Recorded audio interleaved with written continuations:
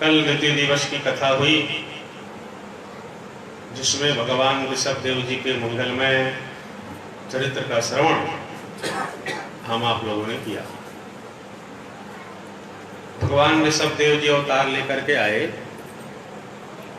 उन्होंने अपने लीला के द्वारा, अपने चरित्र के द्वारा ये दिखाया कि जो परमहंस कोटि के संत हैं, परमहंसों को कैसे रहना चाहिए। उनका जो चरित्र है, उनका जो आचरण है, वो हमारे आपके लिए अनुकरण करने के लिए नहीं है। कुटीचक, बहुदक, हंस और परमहंस, ये सन्यासियों की हमारे यहाँ श्रेणियां हैं। तो परमहंस सन्यासी कैसे रहें, ये दिखाने के लिए भगवान ऋषभदेव जी ने उनका वर्तन, उनका व्यवहार अपने चरित्र से दिखाया। उनके 100 पुत्र हुए, जिसमें 81 पुत्र कर्मकांड के ज्ञाता हुए, 9 पुत्र 9 योगेश्वर हुए, और जो सबसे बड़े पुत्र हैं भरत जी, उनको उन्होंने राजा बनाया। भरत जी राजा बने और वेद शास्त्र के अनुसार, धर्म के अनुकूल भरत जी शासन करते हैं। कई प्रकार के यज्ञों के द्वारा यज्ञ पुरुष भगवान नारायण की आराधना करते हैं, और आराधना करते करते भरत जी का मन जो है शुद्ध हो गया, पवित्र हो गया। भरत जी विश्वरूप की कन्या पंचजनी से भरत जी का विवाह हुआ, जिसमें उनके 5 पुत्र हुए।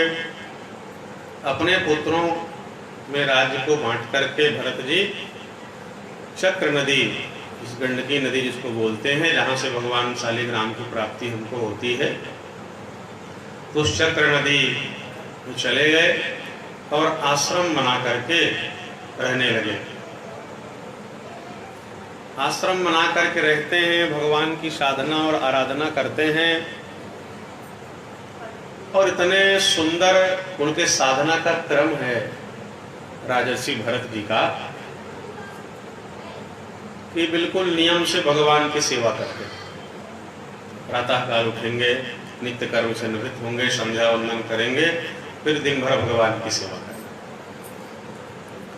उसके पश्चात सेवा करते करते भगवान के चरणों में राजर्षि भरत का प्रेम बढ़ता गया, और बढ़ते बढ़ते उनका प्रेम इतना बढ़ गया कि भगवत प्रेम में राजर्षि भरत जी की जो बुद्धि थी वो डूब गई। प्रेम में बुद्धि डूब गई, तो अब बुद्धि ये नहीं सोच सकती है कि हमको क्या करना है और कैसे करना है।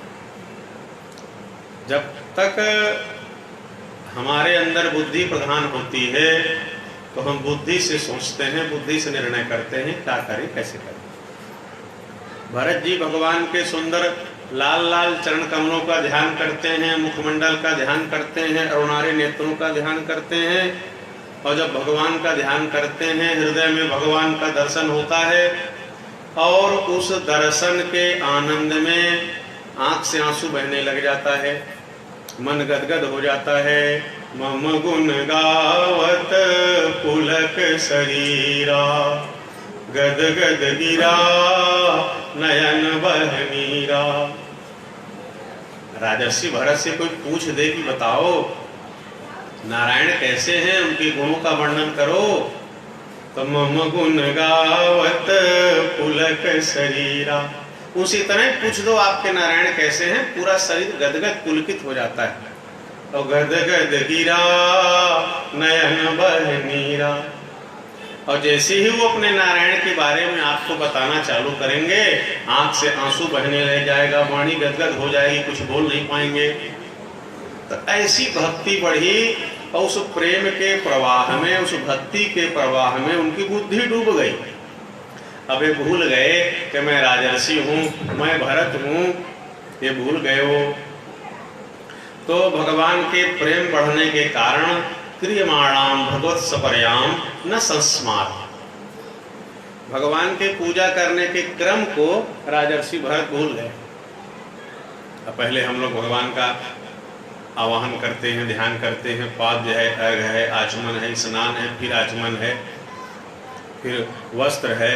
इस क्रम से हम पूजा करते हैं जैसा कि शास्त्रों में लिखा हुआ है।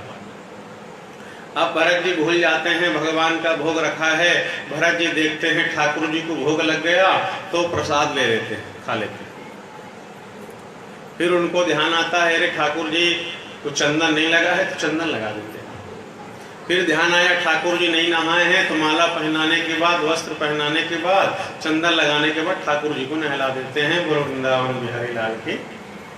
जहाँ प्रेम तह नेम नहीं, जहाँ नेम नहीं प्रेम। तो राजर्षि भरत की जो पूजा है वैधि पूजा से वो रागानुगा पूजा के क्षेत्र में पहुंच गए। पहले उन्होंने विधान के अनुसार पूजा की, और जब इतना प्रेम बढ़ा, इतनी भक्ति बढ़ी परमात्मा की, उस प्रेम के आवेग में बुद्धि डूब गई। अब ये भूल गए हैं कि मैं पुरुष हूं कि स्त्री हूं, ये भूल गए कि मैं राजर्षि भरत हूं, ये भूल गए कि मैं साधना कर रहा हूं। अपने शरीर का और संसार का भान और ध्यान उनको नहीं है। तो ऐसी अवस्था में जब भक्त पहुंच जाता है तो वो जैसी पूजा कर देता है भगवान स्वीकार कर लेते हैं। उनको फिर पूजा के व्यतिरेक का कोई दोष नहीं लगता कि पहले आप चंदन लगाए फिर नहला दिए और बिना भोग लगाए उसको प्रसाद समझ के खा गए। तो आप जो करोगे भगवान स्वीकार कर लेते हैं। जैसे करमैती बाई थी, भक्तिमती, बाल गोपाल की आराधना करती थी। उनको लगता था मेरे ठाकुर जी बालक हैं, सुबह उठ के खिचड़ी बना के भोग लगाती थी, तब स्नान करती थी। तो कुछ ब्राह्मणों ने कहा कि भाई आप पूजा करती हैं, अरे इतना तो करो, एक नहा के ठाकुर जी का भोग बनाओ। अच्छा, बात भी सही है, कोई वो नहीं है, भगवान की पूजा सेवा नहा के शुद्ध पवित्र होके करना चाहिए। तो उन्होंने कहा ठीक है, प्रबुद्धों की यह राय है, संतों की, ब्राह्मणों की, तो क्या बात है, नहा के पूजा कर लेते हैं। तो अपना नित्य कर्म की, घर का थोड़ा मोड़ा काम की, नहाई, नहा के भोग बनाई, भोग लगाई। ठाकुर जी ने कहा मैया ये नहाने धोने चक्कर में आप मत रहो, मैं छोटा सा बालक हूँ, मुझको भूख जल्दी लगती है, और आप नहा करके भोजन बना रहे हो तो कहे बहुत समय हो गया, इसलिए आप पहले खिचड़ी बनाओ और मुझको भोग लगाओ। और वृंदावन बिहारी लाल की। तो ये है रागानुगा पूजा। जब आप ये भूल जाएं कि मैं कौन हूं, जब कोई भक्त भक्ति के प्रवाह में, प्रेम के प्रवाह में भूल जाए, शरीर संसार का ध्यान न रहे, तो जैसी पूजा कर ले परमात्मा स्वीकार कर लेते हैं। राजर्षि भरत इस तरह से आराधना करते हैं जिसमें भगवान की भक्ति के, प्रेम के प्रवाह में भूल जाते हैं पूजा के क्रम। और सुंदर पूजा करते करते एक बार गंडकी नदी में राजर्षि भरत जी भगवान सूर्य को अर्घ्य दे रहे थे। अर्घ्य देते समय एक घटना घटी। एक हरिणी जो गर्भवती थी नदी के दूसरे तट पे जल पीने के लिए आई, और जल पी रही थी। एक सिंह आया, सिंह ने गर्जना की, तो वो हरिणी अपने प्राणों को बचाने के लिए पूरा ताकत बल लगा करके एक तट से दूसरे तट में कूद गई। तो बहुत अधिक बल लगाने के कारण उसके गर्भ से जो बच्चा था वो गिर गया।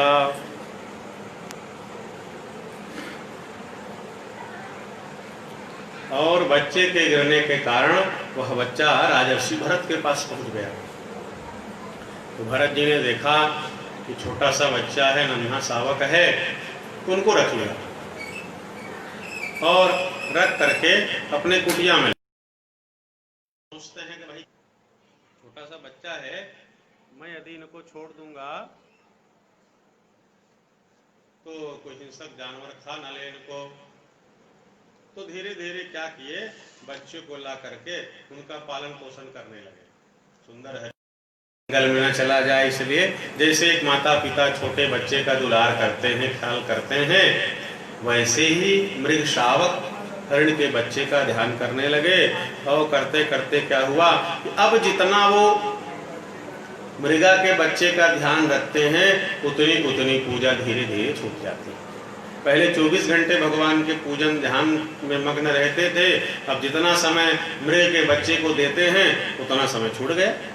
मृगा को खिला रहे हैं तो उतने समय पूजा से विरत हो जाते हैं। एकैकशः कतिपये नाहर गणेन वियुज्यमाना किल सर्व एवोदवसन्। धीरे धीरे एक दो पूजा का क्रम छूटा और अंत में पूरी पूजा छूट गई। जब पूरा समय मृगा के बच्चे को देने लगे तो पूरी पूजा उनकी छूट गई और धीरे धीरे उनका स्नेह मृगा के बच्चे के स्नेह के पास में बंध गए। अब भगवान भूल गए हैं, अब केवल मृगा के बच्चे का लाड़ प्यार करते हैं। तो हमारे अंदर जो गुण होते हैं ये गुण बड़े प्रभावी होते हैं।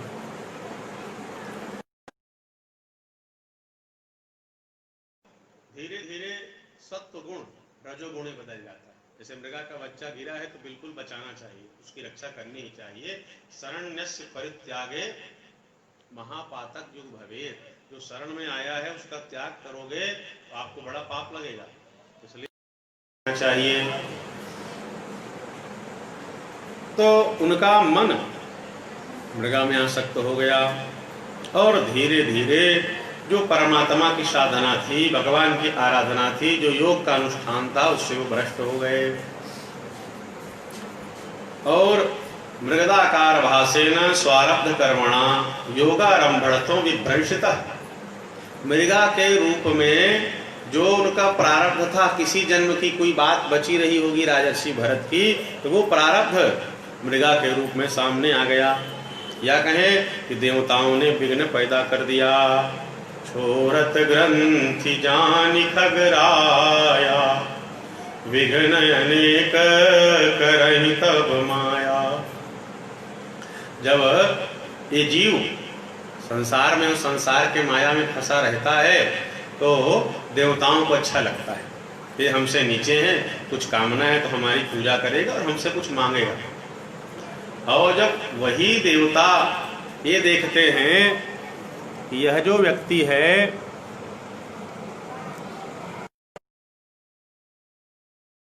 ये आराधना कर रहा है भगवान, ये अनुष्ठान कर रहा है, तो ये हमारे से ऊपर चले जाएंगे, स्वर्ग से ऊपर।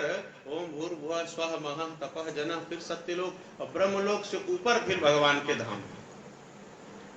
तो देवता जो है विघ्न पैदा करते हैं। छोरत ग्रंथि जानि खगराया विघ्न अनेक करहि तब माया।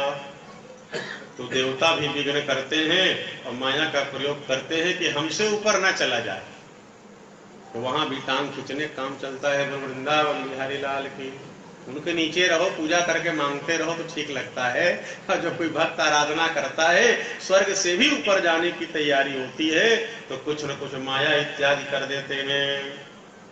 तो देखिए कि भरत जी जो हैं अपने से उत्पन्न पुत्रों को छोड़ करके चले आए, अपनी पत्नी को छोड़ करके चले आए, और उनका मन एक मृगा के बच्चे में लग गया। मनुष्य प्रेम करता है तो अपने संतान से अधिक प्रेम वो किसी से नहीं करता। ये है प्रारब्ध और ये है देवताओं के द्वारा उत्पन्न विघ्न कि जिन्होंने अपने हृदय से उत्पन्न पुत्रों को छोड़ दिया। ऐसे राजर्षि भरत का मन एक मृगा के बच्चे में लग गया। प्राक परित्यक्त दुस्त्यज हृदयाभिजातस्य, दुस्त्यज पुत्रों को तो छोड़ दिया और मन मृगा के बच्चे में लग गया और अपने आत्म स्वरूप को भूल गए। और एक दिन जो है शरीर छूटा और अंत्यमति सा गतिर भवेत् के सूत्र के अनुसार अगले बार वो मृग बन गए। जब मृग बने तो बड़े सावधान हैं कि मैं पिछले जन्म में मृग शावक का थोड़ा सा सेवा क्या किया, उसके चक्कर में पूजा और आराधना भूल गए। अब अकेले रहते हैं और अकेले रह करके सूखे पत्ते और तृण को खाते हैं, एकांत में रहते हैं, अपने मृग के झुंड के साथ अब नहीं रहते, संग से बच करके रहते हैं। उनको वो बातें याद हैं कि पिछले जन्म में मेरा पतन क्यों हुआ था, एक मृग के बच्चे के कारण ही मेरा पतन हो गया था वहां शक्ति होने से।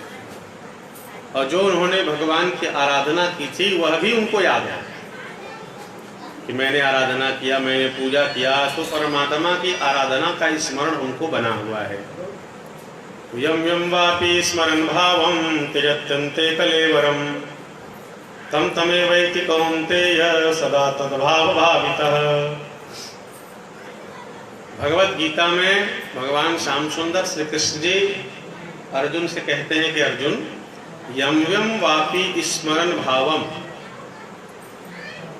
जिन जिन भावों को, पदार्थों को याद करता हुआ व्यक्ति अपने शरीर को छोड़ता है, त्यजत्यन्ते कलेवरम तम तमेवैति कौन्तेय सदा तद्भाव भावितः। हे अर्जुन, वो हमेशा उसी भाव से भावित रहता है। मरते समय जिस वस्तु का, पदार्थ का, व्यक्ति का ध्यान हमको आ जाएगा तो हमारा ध्यान में उन्हीं पे बना रहेगा। इसीलिए प्रायः घर के जो लोग होते हैं उनका जन्म अपने घर में ही प्रायः होता है, जब तक कि बहुत कोई ऊंची नीची बात ना हो जाए। और प्रायः पुरुष जो होते हैं अगले जन्म में स्त्री हो जाते हैं। मरते समय पुत्री की चिंता हो गई, पत्नी की चिंता हो गई, बहन की चिंता हो गई कि मेरे बाद इनका क्या हुआ। तो स्त्री का ध्यान करके शरीर छोड़ोगे, अगले जन्म में स्त्री बनना पड़ेगा। मरते समय ये ध्यान आ गया, मेरे बेटे का क्या होगा, मेरे पिता का क्या होगा, मेरे भाई का क्या होगा, अगले जन्म में पुरुष बनना पड़ जाएगा। और मरते समय यदि आपको ध्यान आ गया, मोर जाए बाद मोर टामी का हो बोल वृंदावन बिहारी लाल की, तो फिर अगले जन्म में भी बनना पड़ जाएगा। इसीलिए बड़े सजग होकर के, सावधान होकर के आप किसी से अपने आप को जोड़िए। जिससे आप जोड़ लोगे, जिसको समय दोगे, आपका मन वहां आसक्त हो जाएगा, पता नहीं चलेगा। पता नहीं चलता हम कितना किससे प्रेम करते हैं। जब कभी उनसे वियोग होता है, जब कभी वो कष्ट में होते हैं, तब आपको पता लगेगा आप अपने घर के नौकर से भी कितना प्रेम करते हैं। घर का एक एक जीव कुत्ता भी पाल लोगे तो कितना मोह है, बाद में पता लगेगा। इसलिए बहुत सावधान होकर के अपने मन को हम कहीं पे लगाएं। तो भगवान कहते हैं शरीर छोड़ते समय आप जिसका ध्यान करोगे, जिस शरीर का, अगले जन्म में वही योनि आपको प्राप्त होगी। आप चाहे पुण्यात्मा रहें, आप चाहे पापी रहें, अगला शरीर क्या मिलेगा, इसमें अंत समय में जो ध्यान करके शरीर छोड़ोगे, ये सबसे महत्वपूर्ण तत्व है। राजर्षि भरत कितने पुण्यात्मा, भगवान का कितना ध्यान किया, उन्होंने आराधन किया। इतने पुण्यात्मा होते हुए भी मरते समय मृगा के बच्चे का ध्यान आया तो मृगा बनना पड़ा। अब पुण्य का तो पहाड़ है उनके पास, पुण्य तो इतना है कि कोई गिन नहीं सकता। तो हमारे अंदर चाहे पाप हो कि पुण्य हो, मरते समय जैसा जो ध्यान करेंगे वही शरीर अगले जन्म में प्राप्त होगा। इसलिए भगवान के ध्यान करने का हमको अभ्यास करना चाहिए। और कोई सोचे कि अचानक भाई हम मरते ही समय भगवान का ध्यान कर लेंगे और अगले जन्म में भगवान बन जाएंगे। भगवान ने वचन दिया है, कहा है, अंत काले च मामेव स्मरन् मुक्त्वा कलेवरम यह प्रयाति समद्भावम याति नास्त्यत्र संशय। भगवान कहते हैं अर्जुन, अंत समय में जो मेरा स्मरण कर लेता है, जो भगवान राम का स्मरण करके शरीर छोड़ेंगे तो भगवान राम के समान स्वरूप मिलेगा, साकेत धाम चले जाएंगे। मरते समय बांके बिहारी का हम ध्यान करके शरीर छोड़ेंगे तो बांके बिहारी का स्वरूप प्राप्त होगा, वैसे हम दिखेंगे, गोलोक धाम चले जाएंगे। मरते समय दुर्गा मैया का ध्यान करके शरीर छोड़ेंगे तो दुर्गा जी का स्वरूप हमको प्राप्त होगा, मणिद्वीप चले जाएंगे। मरते समय भगवान शिव का चिंतन मनन होगा तो कैलाश चले जाएंगे, भगवान शिव के समान ही दिखेंगे। तो अंत समय यदि हम भगवान का स्मरण करते हैं तो भगवान बन जाते हैं, भगवान के धाम चले जाते हैं। पर ऐसा होना बड़ा कठिन होता है। एक महात्मा थे वामदेव जी महाराज, उनके एक शिष्य थे। तो कुछ समय से जब वो बीमार थे तो उनके बच्चों ने सोचा कि अब ये ठीक नहीं हो रहे हैं, तो इनके गुरु को बुला करके संत का दर्शन करा दें, गुरु का दर्शन करा दें। तो संत को बुलवाया गया और महात्मा देख करके समझ गए कि अधिक समय साथी नहीं, तो गंगा जल, चरणामृत ये सब उनको पिलाया गया। फिर उन महात्मा ने कहा कि बेटा अब तुम्हारे पिताजी जाने वाले हैं, इनके कान में मुख लगा करके जोर से बोलो कि बाबू जी राम कहो, बाबू जी राम कहो। तो उनके जो पुत्र थे अपने बाप के कान के पास मुख को लगाए और बड़े जोर से कहा, बाबू जी राम कहो, बाबू जी राम कहो। उनके पिता ने कहा, जो तुम कहते हो वो कहते नहीं बनता। ये भी नहीं कहा कि राम कहते नहीं बनता, ये कहा जो तुम कहते हो वो कहते नहीं बनता। इतना कह के चले गए वो वृंदावन बिहारी लाल की। जन्म जन्म मुनि जतन कराही, अंत राम कही आवत नाही। बड़े बड़े संत महात्मा जो हैं बड़ा ही प्रयत्न करते हैं कि अंत समय भगवान का नाम स्मरण में आ जाए, पर अंत राम कही आवत। अचानक कोई ये सोचे कि मरते समय भगवान को याद कर लेंगे, अब वो याद आ जाए तो ठाकुर जी कृपा है, वो अलग बात है। इसलिए जैसे हम विवाह की तैयारी करते हैं, जैसे हम मकान बनाने की तैयारी करते हैं, जैसे हम किसी यात्रा की तैयारी करते हैं, वैसे ही भागवत महापुराण का संदेश है कि थोड़ा थोड़ा मरने की भी तैयारी करो। बोल वृंदावन बिहारी लाल की। भागवत हमारे मरण को संवारने का संदेश दे रहे हैं, इसलिए मरने की भी तैयारी करो। भागवत सावधान करते हैं, इसलिए बुरा नहीं मानना। आप जहां हो रोज गंगा जल पियो, तुलसी दल खाओ, महाप्रसाद खाओ, थोड़ा सा ब्रजरज अपने मुख में डालो, इतना रहेगा तो कभी दुर्गति आपकी नहीं हो सकती। इसलिए कुछ न कुछ काम रोज करिए, भगवान का पूजा करिए, चरणामृत तुलसी दल लीजिए। भागवत कहते हैं कि कम से कम अपने मरने की तैयारी करो, अपने मरण को संवारने का प्रयास करो। और ठाकुर जी से प्रार्थना, तो समय में जब शरीर छूटेगा तो जन्मत मरत दुसह दुख होई। जन्म लेते समय मरते समय जीव को बहुत पीड़ा होती है। हे ठाकुर जी, अभी तो कहे जब स्वस्थ हैं हम आप हैं, और यदि अंत समय में भारी पीड़ा होगी और हम आपको याद नहीं कर पाएंगे सरकार, अंत समय कम से कम आप हमको याद कर लेना, और आप हमें याद करेंगे तो हमारा काम बन जाएगा। इसलिए भगवान से प्रार्थना करनी चाहिए। प्रार्थना है। बुआ जी माइक ले लीजिए, मामा जी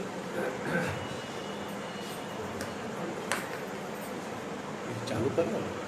हाँ, गोविंद मेरी यह प्रार्थना है, गोविंद मेरी यह प्रार्थना है, भूलूं न मैं नाम कभी तुम्हारा, भूलूं न नाम कभी तुम्हारा, निष्काम होके मैं दिन रात गाऊं, निष्काम होके मैं दिन रात गाऊं, गोविंद दामोदर माधवेति, गोविंद दामोदर माधवेति, हे कृष्ण हे यादव हे सखेति, हे कृष्ण हे यादव हे सखेति, देहांत काले तुम सामने हो, बंसी बजाते मुरली बजाते, देहांत काले तुम सामने हो, बंसी बजाते मन को लुभाते, गाता गाता यही नाम, मैं तन को त्यागूं, गोविंद दामोदर माधवेति, गोविंद दामोदर माधवेति, गोविंद दामोदर माधवेति, हे कृष्ण हे यादव हे सखेति,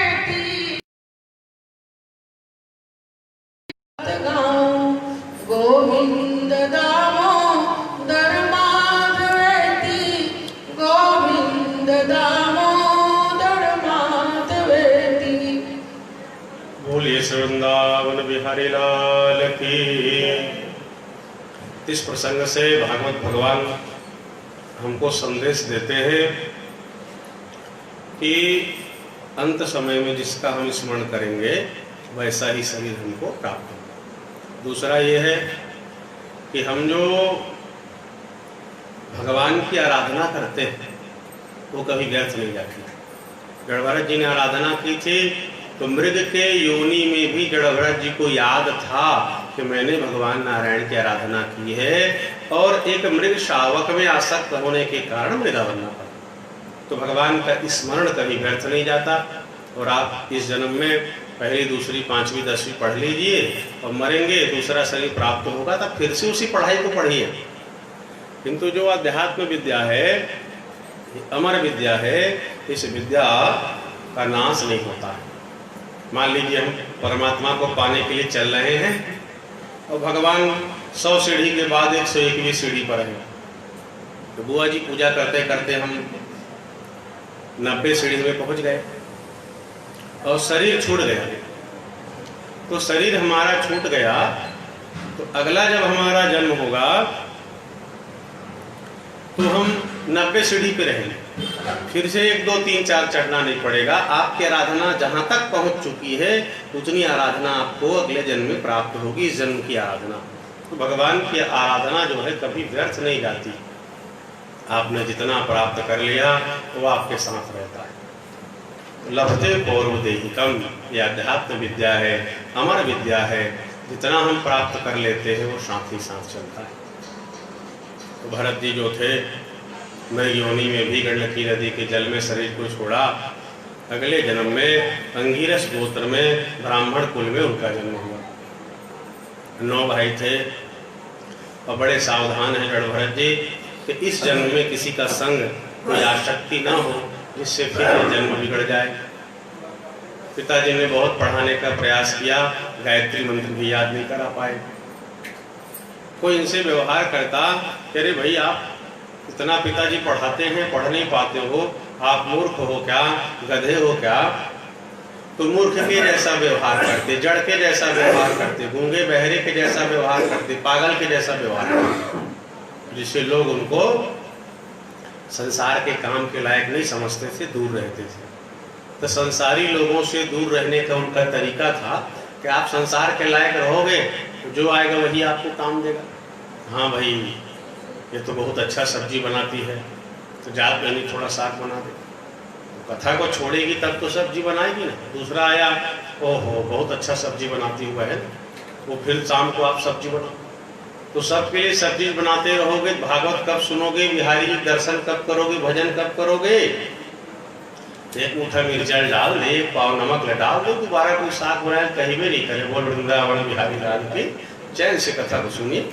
ये जड़भरत जी का तरीका था कि पागल बहरे की तरह रहते थे, संसार के लोग दूर रहते थे। माता पिता चल बसे। अब भाभियों को लगा कि करता कुछ नहीं, फ्री में खा रहा है। भाइयों से कहा इसको कुछ काम में लगाओ, कहे आओ भैया कम से कम खेत के रखवाली करो, 2 टाइम कस के खाते हो। खेत को देखने गए, पशु पक्षी खाने के लिए आ रहे हैं, चिड़िया खाने के लिए आ रही है। इनका ध्यान क्या है कि राम की चिड़िया राम के खेत, खाओरी चिड़िया भर भर पेट। कहा भगवान के खेत है, भगवान की चिड़िया है, भगवान की गायें हैं, भगवान का सब खा रहे हैं, मैं कहे भगाऊं। भाइयों ने देखा है खेत की रखवाली नहीं कर सकता, क्या करे, कहे कुछ मजदूरी कराओ। कहा देख भाई, जहाँ खेत में कहे ऊंचा टीला है वो उसको कोड़ के मट्टी लाना, और जहाँ गड्ढा है वहाँ मट्टी डालना। तो क्या करना है भैया, कोड़ना है। कहे हाँ। तो कोड़ते कोड़ते सुबह शाम कर दिए, कुआं बना दिए। बोल वृंदावन बिहारी लाल की। तो समझ गया कि इसके लायक भी नहीं है। अंत में जब भाभी ने बहुत ही तिरस्कार किया तो जड़भरत ने सोचा कि अपने रहने से, भोजन करने से किसी को तकलीफ होती है तो चले जाते हैं, खाने की भी अपेक्षा। निकल गए जड़भरत जी, निकल गए। तो कुछ डाकू थे जिनके सरदार को बलि देनी थी, वो जड़भरत जी पकड़ के ले गए। सुंदर बढ़िया स्नान कराए, चंदन लगाए, अच्छा वस्त्र पहनाए, बड़ा सुंदर भोजन कराया। और भोजन करा करके हाथ में तलवार लेकर के माता भद्रकाली के मूर्ति के सामने चले आए और कहा भैया सिर झुका दो। जड़ भरत जी ने सिर झुका दिया और जैसे ही तलवार से प्रहार करने लगे तो हमारे सनातन धर्म में हिंसा करने का आदेश आपत्ति काल में है। आप आपत्ति में है, संकट में है, उस आपत्ति काल में भी ब्राह्मण की हिंसा आप नहीं कर सकते, ब्राह्मण को नहीं मार सकते। तो माता काली ने देखा ये ब्रह्म ज्ञानी है, संत है, इसकी कहे लोग हत्या करने वाले हैं। तो माता काली के मूर्ति में असह्य जलन उत्पन्न हो गया, मूर्ति फट गई और सरसों चचाट शैव देवी भद्रकाली तलवार लेकर के प्रकट होती हैं और जो जड़ भरत जी को मारना चाहते थे उनको उन्होंने मार दिया। जड़ भरत जी चल पड़ते हैं वहां से। तो एक बार सिंधु स्ववीर देश के राजा रघुगण थे जो ज्ञान प्राप्त करने के लिए भगवान कपिल के पास गंगा सागर जा रहे थे। चलते चलते उनका एक कहार बीमार पड़ गया। तो कहे भाई एक आध आदमी देखो जो पालकी हो सके। तो देखा कि जड़ भरत जी हैं, बड़े स्वस्थ हैं, मस्त हैं, हट्टे कट्टे हैं, तो पालकी में लाके उनको लगा दिया। जब जड़ भरत जी चलते हैं तो दृष्टि पूतन निषेध पादम, 2.5 हाथ आगे देख के चलते हैं कि मेरे पैर से कोई कीड़ा मकोड़ा कोई जीव दब करके न मर जाए। तो कभी उनके डग छोटे होते हैं, कभी उनके डग बड़े होते हैं, तो पालकी हिल जाती। राजा ने कहा हे बोढ़ार साध्वति क्रमत किमिति विषम मोहयते यानमिति। राजा ने कहा भाई ये यान की गति विषम क्यों? उन्होंने कहा महाराज है मधुनय नियुक्तोपि न दुतम बजती। ये जो नया नया कहार लगाए हैं महाराज ये तेज नहीं चल सकता, कभी छोटा पैर रखता है कभी बड़ा। फिर चलते चलते थोड़ा उछल गए, कूद गए, रघुगण का सिर टकराया। तो रघुगण फिर नाराज हो गए और उन्होंने कहा प्रमत्तस चते करोमि चिकित्साम दंड पाणिरियो। जैसे पाप करने वाले पापी व्यक्तियों को यमराज दंड देते हैं शुद्ध करने के लिए, वैसे ही मैं तुम्हारी चिकित्सा करूंगा। और ऐसा कहने के पीछे रघुगण का भाव यह था कि किसी भी वर्ग में, किसी भी समाज में, किसी भी कुल में, किसी भी खानदान में यदि किसी एक व्यक्ति में कोई दोष आ गया, अब उसकी हमने उपेक्षा कर दी, उसको दूर नहीं किया, उसको हटाया नहीं या उसको संशोधन नहीं किया, तो वो दोष जो है संसर्ग से सब जगह फैलने लग गया। जैसे आपका घर परिवार बढ़िया है और कोई बीड़ी उड़ी नहीं पीता है तो अच्छे रहेंगे। अब एक आध कहीं कोई बड़ी ठीक संपर्क में बीड़ी पीने वाला बन गया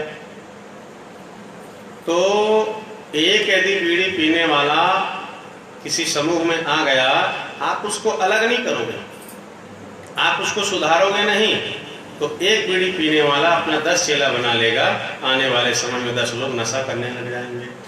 तो जड़ भरत जी ने, रघुगण ने सोचा कि एक कहार की चाल बदली है, इसको मैं नहीं रोकूंगा तो मेरे अन्य कहार की चाल भी बिगड़ जाएगी, तो संसर्ग से दोष ना आ जाए, इसलिए वो डांट रहे हैं। तो डांटते हुए जड़ भरत जी ने देखा कि मैं अब चुप नहीं रहूंगा तो मुझको अधिक डांटेगा, मेरा अपमान करेगा और मेरा अपमान इसके लिए कल्याणकारी नहीं है। तब जड़ भरत जी बोलना प्रारंभ करते हैं और जब रघुगण ने ध्यान से देखा जड़ भरत जी के शरीर को, उनके शरीर में जनेऊ था, तो जनेऊ को देख करके सावधान हो गए, क्योंकि जड़ भरत जी ने कहा कि राजन, रघुगण ने व्यंग किया कि भाई ये तो बड़ा दुबला पतला है, थे हट्टे कट्टे, कहा ये दुबला पतला है, पालकी का सारा भार इसी के ऊपर है। तो जड़ भरत जी ने कहा कि राजन, दुबला होना, पतला होना, आधि व्याधि, भूख प्यास, कलह, इच्छा, बुढ़ापा, निद्रा, प्रेम, क्रोध, अभिमान, शोक, ये शरीर के धर्म है, ये आत्मा को नहीं व्यापते। यदि भार नाम का कोई चीज है तो शरीर के लिए है, आत्मा के लिए नहीं है। जाने के लिए रास्ता है तो शरीर के लिए है, आत्मा के लिए नहीं है। 3 बातों को सुन करके सजग हो गए और कहने लगे, कस्तम निगूढ़स्य रसि द्विजानाम विभर्षि सूत्रम कतमो वधूतः। हाथ जोड़ के कहते हैं, भगवान आपके शरीर में यज्ञोप पवित है, आप कहीं छिपे हुए अवधूत दत्तात्रेय जी तो नहीं है। या मैं जिन भगवान कपिल के पास ज्ञान प्राप्त करने जा रहा हूँ, आप भगवान कपिल तो नहीं है, मुझको तारने के लिए, कल्याण करने के लिए यहाँ आ गए। नाहं विशंके सुरराज वज्रान त्रयक्षशूलान नयमस्य दंडा नागनर्क सोमानिलवेत पास्त्रात् शंके विसम्रम कुलावमाना। अब रघुगढ़ कहते हैं महाराज, मैं भगवान शंकर के त्रिशूल से नहीं डरता, देवराज इंद्र के वज्र से नहीं डरता, सूर्य चंद्रमा वरुण कुबेर यम इनके पास से भी नहीं डरता। मैं डरता हूं केवल एक बात से, मेरे द्वारा किसी ब्राह्मण का अपमान न हो जाए। क्योंकि भगवान शिव मारेंगे, मुझसे कोई अपराध होगा तो केवल मेरे को मारेंगे, इंद्र मारेंगे तो मेरे को मारेंगे, अग्नि जलाएगा तो केवल मुझको जलाएगा। यदि ब्राह्मण का मैंने अपमान कर दिया, ब्राह्मण का अपराध कर दिया, तो ब्राह्मण के अपमान के बाद मेरा पूरा कुल खानदान नष्ट हो जाए। इसलिए मैं डरता हूं कि मुझसे ब्राह्मण का अपमान न हो जाए। और आप जो कहते हैं कि बाहर है तो शरीर के लिए है, पालकी के लिए नहीं है महाराज, हमको तो व्यवहार भी सत्य जान पड़ता है। जब कोई एक बर्तन में चावल बनाता है, भात बनाता है, तो आग से बर्तन का पात्र पहले गर्म होता है, फिर उसके अंदर का जल गर्म होता है, फिर उसके अंदर चावल रखा है, वो भात बन जाता है, वो गर्म होता है। तो हमको तो व्यवहार भी सत्य जान पड़ता है। पालकी है आपके कंधे में है तो आपको तो भार लगेगा ही।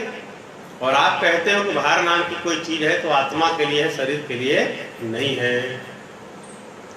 तब जड़भरत जी कहते हैं, राजन अको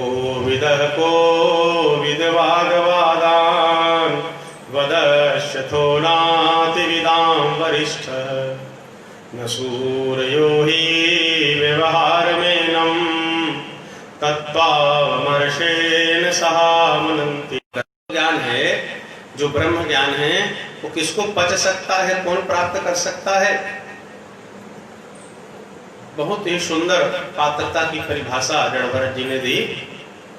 इनतस्य तत्व ग्रहणाय साक्षात् वरीयसीरपि वाचः समासन् स्वप्ने निरुक्त्या गृहमेधि सौख्यं न यस्य हेयानुमितं स्वयं स्यात्। जड़भरत जी कहते हैं, राजन यज्ञ याग आदि हम करते हैं तो उससे हमको स्वर्ग मिलता है, और स्वर्ग में बड़े सुंदर सुंदर भोग्य पदार्थ मिलते हैं। जहाँ हम भगवान को सुंदर फल चढ़ाते हैं, मीठा चढ़ाते हैं, वस्त्र चढ़ाते हैं, ब्राह्मणों को दान पुण्य करते हैं। तो जो चीज आप देते हो वो स्वर्ग में आपको कई गुना श्रेष्ठ होकर के प्राप्त होता है। आप खाने पीने का सुख चाहें, चाहे वस्त्र का सुख चाहें, चाहे पति पत्नी का सुख चाहें, जो सुख आप चाहेंगे स्वर्ग में कई गुना अच्छा होकर के श्रेष्ठ से श्रेष्ठ आपको प्राप्त होगा। जड़भरत जी कह रहे हैं एक राजन कि जो व्यक्ति स्वर्ग में प्राप्त होने वाले सुख को स्वप्न के समान है और मिथ्या नहीं मानता, उसको तत्व ज्ञान नहीं हो सकता। तो चाहे कोई महात्मा उसको तत्व ज्ञान कराए, साक्षात उपनिषद भी गुरु बन करके आ जाएंगे, उपनिषद भी उसको तत्व ज्ञान नहीं करा सकते जो स्वर्ग के भोगों को, धरती के भोगों को स्वप्न के समान मिथ्या और हेय नहीं मानता। कैसे? आप सोए हैं और आपने स्वप्न देखा कि आप कहीं गए हो और धरती को आप तोड़ रहे हो। जैसे धरती आपने कोड़ा तो आपको दिखा कि भाई एक बहुत बड़ा पात्र मिला है जिसके अंदर बहुत सारा सोने का सिक्का है। अब आप क्या किए, किसी को बताए नहीं, घर घर के लोग मिल गए और जैसे तैसे उस पात्र को लेकर के आ गए जिसमें बहुत सारा सोने का सिक्का भरा हुआ, और ला करके आपने अपने घर में रख लिया। फिर जब आपकी नींद खुलेगी तो नींद खुलने के बाद आप क्या करोगे? अपना नित्य कर्म करोगे कि स्वप्न में सोने का सिक्का हंडा को लाख रखे उसको देखने के लिए जाओगे, कब तक सिक्का है, चल तो मिलेगा, वृंदावन बिहारी राज। क्या करोगे आप अपने काम में लग जाओगे, क्योंकि आप जानते हो ये स्वप्न की बात है। ये सत्य नहीं है, ये मिथ्या है। हमने स्वप्न में सोने का सिक्का देखा, जागृत में हमको नहीं मिल सकता। तो हम स्वप्न में देखे गए बातों को प्राप्त करने का प्रयास नहीं करते हैं, जानते हैं यह सत्य है, मिथ्या है। वैसे ही जो व्यक्ति धरती के भोगों को और यज्ञ करने के बाद स्वर्ग में जो भोग पदार्थ मिलते हैं, दोनों जगह के भोगों को जो स्वप्न के समान मिथ्या और हेय नहीं मानता, वो तत्व ज्ञान प्राप्त नहीं कर सकता। जो स्वर्ग के भोगों को, धरती के भोगों को तुच्छ मानता है, वही तत्व ज्ञान प्राप्त करने का अधिकारी है। बोलो जड़ भरत जी महाराज की। फिर कहा राजन, मन एव मनुष्याणाम कारणम बंध मोक्षयोः बंधाय विषयासक्तम मुक्त्यै निर्विषयम मनः।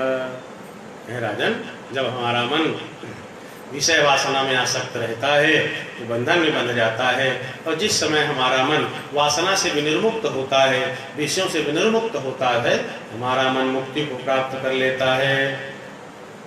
और कहते हैं राजन, हमारे अंदर जो हमारे विकार हैं, काम है, क्रोध है, लोभ है, मोह है, मत्सर है, ये धीरे धीरे इनकी शक्तियां बढ़ती हैं, क्योंकि हम इनकी उपेक्षा कर देते हैं।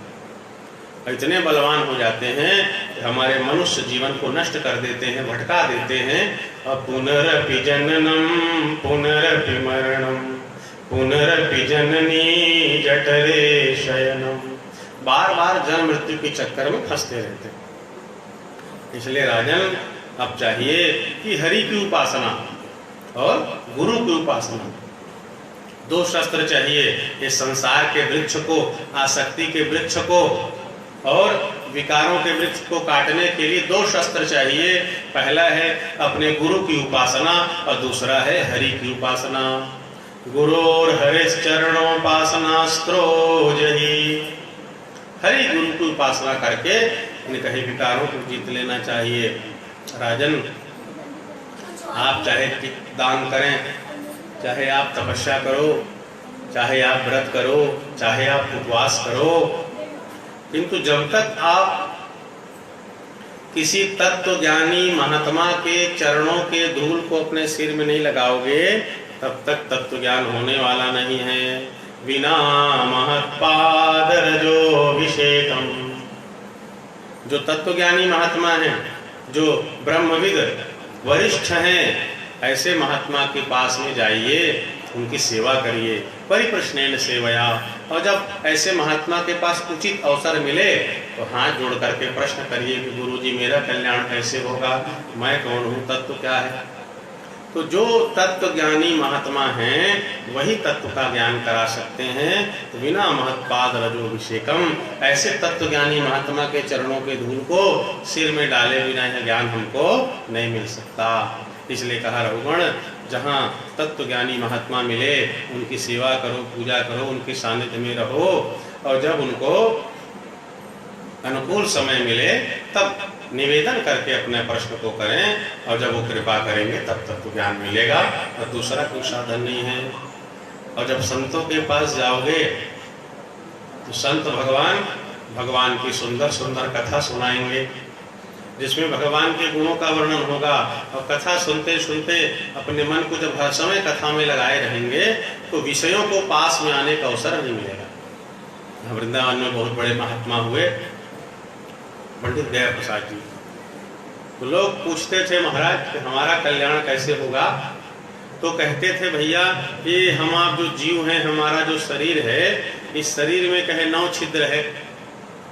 तो जैसे कोई व्यक्ति किसी ऐसे घड़े में जमुना जी से जल लाना चाहे जिस घड़े में 1000 छिद्र हो, वैसे हमारे जीवन में छिद्र है, काम है, क्रोध है, लोभ है, मोह है। तो कहते थे यदि 1000 छिद्र वाले घड़े में कोई जमुना जल भरना चाहता हो, लाना चाहता हो, तो उसका यही उपाय है कि 1000 छिद्र वाले घड़े को जमुना जी के जल में डुबा दो, बोल वृंदावन बिहारी लाल की। और जैसे बाहर करोगे तो छिद्र से जल निकल जाएगा। वैसे ही हमारा आपका जीवन है, वो विकारों के द्वारा हमारी साधना, हमारी आराधना, हमारा सत्संग समाप्त हो जाता है। इसलिए जब तक आप कथा सुन रहे हो तब तक एक साधना चल रही है।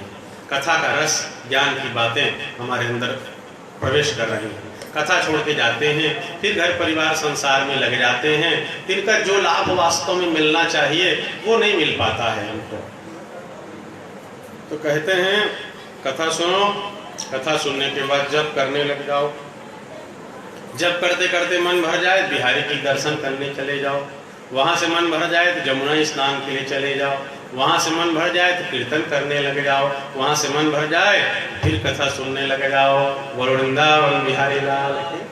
मतलब आप अपने आप को सतत भगवान के नाम रूप लीला धाम भगवान की कथा से निरंतर जोड़े रहिए, और जब तक जुड़े रहेंगे तब तक हमारा कल्याण होता रहेगा। ऐसा वृंदावन के संत श्री गया प्रसाद जी कहते थे। तो हमारे अंदर बहुत सारे जो है छिद्र हैं, जब तक हम भगवान की कथा सुनते हैं, संतों के पास लगे रहते हैं, तो कथा सुनने के काल में, ध्यान के काल में, भजन के काल में, भगवान के दर्शन के समय विषय वासना हमारे पास नहीं आ पाती।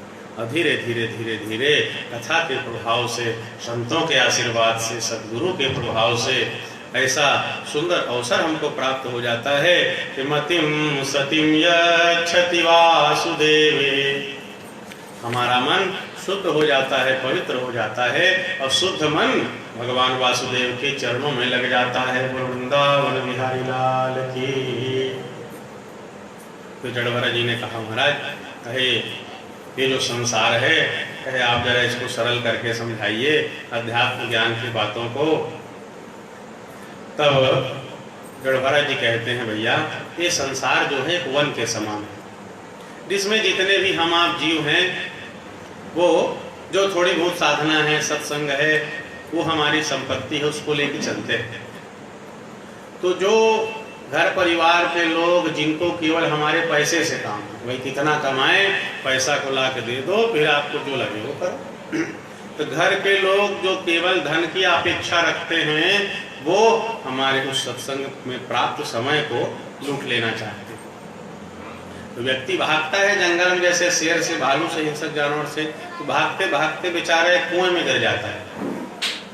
कुएं में गिरता है तो कुएं में एक रस्सी है, उसको पकड़ करके वृक्ष के जड़ को लटक जाता है। तो ऊपर कहे सिंह है और नीचे सर्प है, ऊपर चढ़ेगा तो मरेगा, और हाथ से रस्सी छूट गई तो मरेगा। जिस जड़ को पकड़ करके वो जीव लटका हुआ है, उसको काला चूहा और सफेद चूहा, दो चूहा काटना है। उसी वृक्ष में मधुमक्खी का एक छत्ता लगा हुआ है, जिसमें कभी कभी कुछ मधुरस की बूंद गिर जाती है, तो जड़ से पकड़ा हुआ लटका हुआ व्यक्ति उस मधुरस के बूंद को चाटता है और बहुत प्रसन्न हो जाता है कि आज मधुरस का स्वाद मिल गया। कहते हैं राजन, ये संसार वन के समान है, हम आप जीव उस धनी व्यापारी के समान हैं। हमारे परिवार वाले जो हमसे धन चाहते हैं, सुख चाहते हैं, वो लुटेरे के समान है। जो शेर है, सर्प है, वो काल है जो हमको समाप्त कर देना चाहता है। जिस जड़ से जीव लटका हुआ है वो हमारी आयु है, वो हमारे जीवन के श्वास हैं। जो सफ़ेद और काला चूहा काट रहा है, सफ़ेद चूहा दिन है, काला चूहा रात है, धीरे धीरे दिन और रात बीतते जाते हैं और हमारे जीवन की आयु कम होती जाती है। जो मधुरस की बूंदें कभी कभी हमारे जिह्वा में पड़ जाती हैं, हम प्रसन्न हो जाते हैं, वो है संसार का सुख, वो है विषय का सुख। हम भूल जाते हैं जैसे जैसे समय बीत रहा है, हमको जो आयु मिली है समाप्त होते जा रहे हैं। इसलिए राजन, इन विषयों को समझ करके जीव को चाहिए कि संसार सुख, विषय सुख को छोड़ करके वो भगवान की आराधना करके, हरि की आराधना करके, गुरु की आराधना करके अपना कल्याण कर ले। तब गढ़भरत जी ने जो ज्ञान प्रदान किया था, रहो बड़ उसका चिंतन करते हैं, मनन करते हैं, और देहात्मतिम इस सर्ज, देहात्म बुद्धि को त्याग देते हैं और उनका कल्याण हो जाता है। बोलो वृंदावन बिहारी लाल की। आइए थोड़ा बुआ जी से भजन सुन लेते हैं, फिर कथा प्रसंग में आगे चलेंगे। बोलो भागवत भगवान की।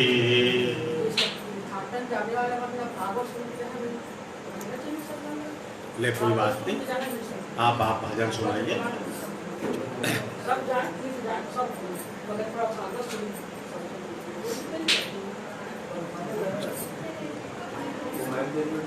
हाँ मैं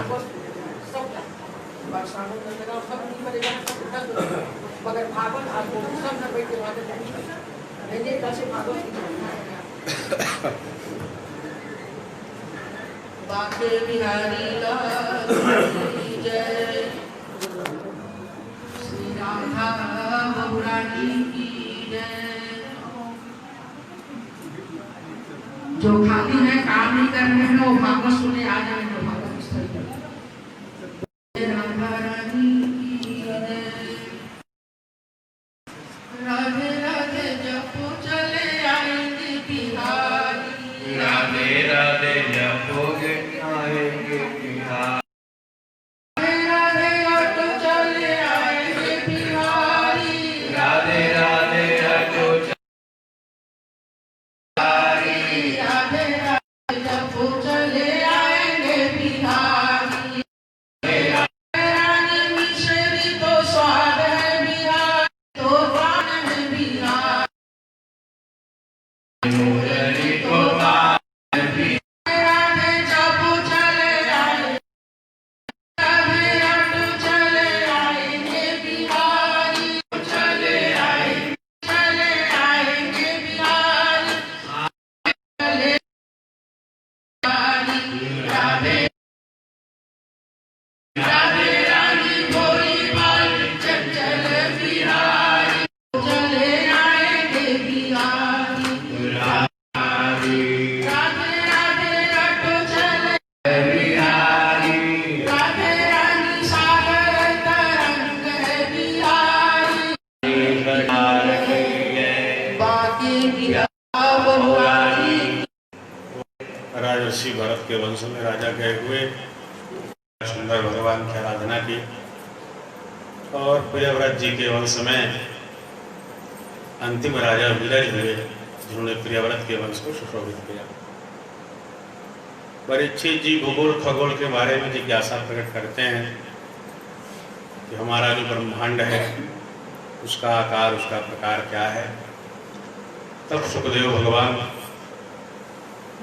भगवान के व्यापकता का वर्णन करने के लिए भूगोल खगोल का वर्णन करते हैं कि भगवान के द्वारा बनाया गया संसार ब्रह्मांड जितना बड़ा है उनको बनाने वाले परमात्मा कितने बड़े होंगे। कहते हैं राजन, जो मुख्य रूप से 7 द्वीप हैं। जम्बू द्वीप पहला द्वीप है जो खारे समुद्र से घिरा हुआ है, खारे पानी के जल से 1,00,000 योजन लंबा चौड़ा है। दूसरा द्वीप है लक्षद्वीप जो गन्ना के रस से, ईख के रस से चारों ओर से घिरा हुआ है। तीसरा द्वीप है सालमली द्वीप जो मदिरा से, शराब से, मदिरा से घिरा हुआ है। कुश द्वीप है वो घी के समुद्र से घिरा हुआ है। तो क्रौंच द्वीप है वो दूध के समुद्र से घिरा हुआ है। तो शाक द्वीप है वो मट्ठा मही उससे घिरा हुआ है समुद्र से। पुष्कर द्वीप जो है वो मीठे जल के समुद्र से घिरा हुआ है। तो राजन, हम लोग जहाँ रहते हैं उसका नाम है जम्बू द्वीप। इस जम्बू द्वीप के भी 9 खंड हैं। हिरण्यमय खंड, रम्य खंड, कुरु, हरिवर्ष, किमपुरुष, भारतवर्ष, भद्राश्व, केतुमाल और इलावृत वर्ष। ये जम्बू द्वीप के 9 वर्ष हैं, 9 खंड हैं। मुख्य मुख्य जो पर्वत हैं, मेरु पर्वत, नील, श्वेत, श्रृंगवान, निषद, हेमकूट, हिमालय, गंधमादन और माल्यवान। सुंदर सुंदर कई उपवन हैं, नंदनवन, चैत्र रथ, वैभराजक, सरोतो बद्रमंडल और मेरु के शिखर पर ब्रह्मा जी की सोने की ब्रह्मा जी की पुरी है। गंगा जी जब आकाश से चल करके आती हैं तो गंगा जी 4 भाग में बढ़ जाती हैं। उनकी धारा सीता, अलकनंदा, चक्षु और भद्रा। उसमें जो अलकनंदा है वो हमारे भारतवर्ष में आती है। और जब कोई जीव गंगा स्नान करने के लिए जाता है, यस्याम स्नानार्थम चागच्छतः पुंसः पदे पदे स्वमेधराजसूयादीनां फलम न दुर्लभमिति। आप वृंदावन जा रहे हो, तीर्थ जा रहे हो, गंगा स्नान के लिए जा रहे हो, यमुना स्नान के लिए जा रहे हो, तो थोड़ा सा पैदल चलना चाहिए। जो गंगा स्नान के लिए पैदल चलते हैं उनको कहे एक एक पग में राजसूय और अश्वमेध यज्ञ का पुण्य प्राप्त होता है। और गंगा स्नान कहे कैसे करें, तो यदि आपके शरीर में सामर्थ्य है तो पहले आप जहाँ गए हो वहाँ रुको, वहाँ नित्य कर्म से निवृत्त हो, वहाँ स्नान करिए। स्नान करके अपने भगवान का पूजन करिए, फिर धोती पहन करके और एक वस्त्र और रख करके स्नान के लिए जाइए और पैदल करके जाएं, गंगा जी को प्रणाम करें, फिर संकल्प करिए। अब आप नहीं कर सकते तो जो तीर्थ के पुरोहित होते हैं, जो पंडा होते हैं, उनसे संकल्प करवाइए। और जैसे मूसल को हम जल में डुबाते हैं, ऐसा मूसल स्नान तीर्थ में किया जाता है। वहाँ साबुन लगाना, वहाँ तैरना, वहाँ कपड़ा धोना, ये सब नहीं करते। मूसल स्नान करिए और बाहर आ जाइए। अब आप किसी व्यक्ति के लिए नहाना चाहते हैं जो नहीं आ पाए हैं, तो संकल्प करिए, उस व्यक्ति का नाम लीजिए, स्नान करिए, फल उनको भी मिलेगा।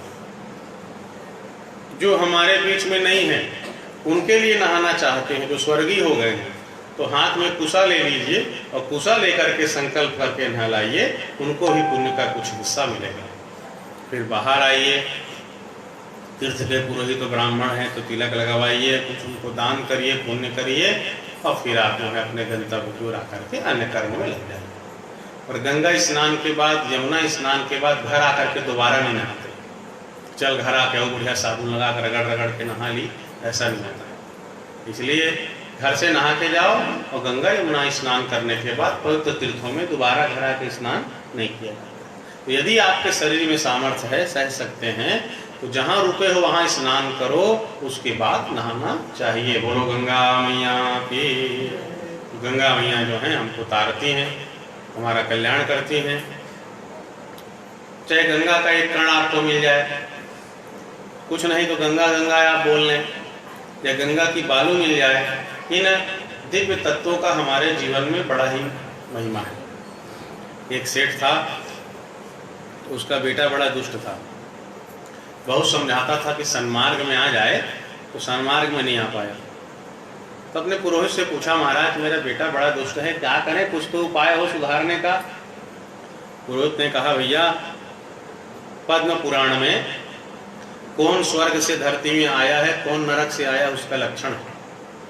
स्वर्गस्थितानां इह जीवलोके चत्वारि तेषां हृदये वसन्ति दानं प्रशस्तं मधुरा च वाणी देवार्चनं ब्राह्मणतर्पणं च। जो व्यक्ति स्वर्ग से आया होगा, आपसे मीठे स्वर में बात करेगा, दान करेगा, पुण्य करेगा, देवताओं की पूजा करेगा, अपने पितरों को जल देगा, तर्पण करेगा, तो आप समझ जाओ कि स्वर्ग से आया है। और कार्पण्य वृत्ति है सुजनेषु निंदा कुचैलतानी च जनेषु भक्ति है अतीव रोषः कटुका च वाणी नरस्य चिन्हं नरकागतस्य। जो बहुत ज्यादा कंजूस है, मक्खी चूस है, और जो संत की निंदा करे, सत्पुरुष की निंदा करे, जो किसी की मदद करने वाले की निंदा करे, जो खाली उसी खाली में छेद करे, आप बुलाए सत्कार की, खिलाए पिलाए, और जैसे ही पलटा आपके घर से, हाथ धोया कि सब्जी में नमक बहुत ज़्यादा था, मिर्चा ज़्यादा था, खिलाया तो बढ़िया, उतने प्रेम से नहीं खिलाया। जो अपनों की निंदा करे, सत्पुरुष की निंदा करे, सज्जनों की निंदा करे, हमेशा जो गंदा कपड़ा पहने और नीच लोगों का संग करे, शराबी है, जुआड़ी है, दुष्ट है, पापी है, त्यारा है, अतीव रोषः जो हमेशा क्रोध में रहे, कटुका च वाणी जो हमेशा कटुवाणी से बात करे, तो नरस्य चिन्हं नरकागतस्य। तो समझ जाओ इतने सारे लक्षण मिल जाए तो सीधे नरक से आया है। तो ब्राह्मण देवता ने कहा, सेठ जी देखो ऐसा है कि आप किसी बहाने अपने बेटे को गंगा स्नान करा दीजिए, हो सकता है गंगा जी कृपा से कुछ इसका पाप कम हो, स्वभाव सुधर जाए, और गारंटी तो नहीं ले सकते। तो चलो महाराज ठीक है, अपने बेटे से कहा बेटे ने कहा, देखो पिताजी, ये ब्राह्मण लोग पुरोहित लोग ठगने वाले हो। महाराज अब फोकट में गंगा जी जाना है तो लदू थी श्लोक सुना दी, तोरे खा जाए कहीं टिकट कटावी, बोल वृंदावन बिहारी लाल की। तो फोकट में खाना है, फोकट में जाना है, तो आपको कह रहे हैं गंगा ले जाओ। पिता समझते थे और बेटा ये समझता था कि महाराज लोग ठगने के लिए ही आते। आप सोचो, यदि ब्राह्मण लोग दान लेना बंद कर दोगे तो किसको दोगे? आप ले गए 1000 रुपये, लाख रुपया, सुंदर कपड़ा, सुंदर वस्त्र, सुंदर भोजन, ब्राह्मण कह दे मैं नहीं लूंगा, किसको दोगे? शास्त्र में दान की संज्ञा तभी ही होगी जब आप ब्राह्मण को दान करोगे। अपने से श्रेष्ठ को दान करिए, उसमें भी सर्वोत्तम दान वो है जो श्रोत्री ब्रह्मनिष्ठ को दिया जाता है। जो श्रोत्री हो, वेद शास्त्र का जानकार हो, ब्रह्मनिष्ठ हो, ब्रह्म तत्व का जानकार हो, और ब्राह्मण को छोड़ करके दूसरे को देते हो तो वो सेवा है, वो सहायता है। लाभ वहां भी होगा, पर दान तभी ही होगा जब आप ब्राह्मण को दोगे। और लेंगे नहीं कहाँ दान करोगे? तो जो सत्पुरुष हमसे कुछ ले लेते हैं, ब्राह्मण हमसे कुछ ले लेते हैं, जो उनकी कृपा है, नहीं लेंगे तो दान ही शब्द खत्म हो जाएगा। इसलिए पिता समझते थे, कहा चल बेटा जैसा भी है। स्नान करने के लिए गए। पंडित जी प्रातःकाल जल्दी से उठ गए, नित्य कर्म के लिए गए दक्षिण दिशा में। तो उन्होंने देखा कि बहुत सारे लोग जुटे हुए। पास गए, पूछा भाई क्या हो रहा है? कहा महाराज हमारे बेटी की शादी है और कहे उसकी पार्टी चल रही है, सब खा पी रहे हैं, मजा कर रहे हैं। और महाराज आप कहे बहुत जल्दी उठ गए, आप सोच रहे हो कि 3 बजा है, अभी कहे 1 ही बजा है। तो आप लोग कौन हो भैया? कहे महाराज हम लोग प्रेत हैं, प्रेत। हमारी बेटी का विवाह है इसलिए सब मंगल उत्सव हो रहा है। कहा भैया बारात कहाँ से आएगी? हाँ मत पूछो महाराज, तो ज़्यादा अच्छा, यानी बताओ वही मिल ही गए तो पूछे लेता। तो कहे ये तुम्हारे सेठ के साथ जो बेटा जा रहा है बड़ा पापी, बड़ा पापी है तो बड़ा प्रेत बनेगा। हमारे भी जिस प्रेत के बेटी की शादी हो रही वो भी बड़ा पापी है, तो बड़े के बड़े संबंध होता है, बोल वृंदावन बिहारी लाल की। तो बड़े पापी के बेटी की शादी बड़े पापी के बेटा से, तो बड़ा पापी चाहिए तो सेठ का बेटा बड़ा पापी है। और जैसे वो गंगा स्नान करने जाएगा, कुछ दूर गंगा मैया बची रहेंगी, वो गंगा स्नान नहीं कर पाएगा। एक बैल आएगा, उसको मारेगा, मर जाएगा, प्रेत बन के हमारे पास आएगा, विवाह हो जाएगा। अब महाराज क्या करे, बेचारा जिसको ले जा रहा है वो दूसरे दिन खत्म होना। चुपचाप अपन आया, बेचारा सो गया, फिर यात्रा हुई। और ठीक जैसे गंगा मैया कुछ दूर बची थी, एक बैल आया दौड़ता और सींग में उस सेठ के बेटे को पेट को फोड़ दिया और गोविंदाय नमो नमः, समाप्त हो गया। अब जैसे तैसे क्रियाक्रम किए, स्नान किए, फिर लौटे, उसी स्थान पर फिर रुके तो महाराज कहे जीते जीत मिले रहे, हमारे एक बात भलो मिल लेता। बोल वृंदावन बिहारी लाल।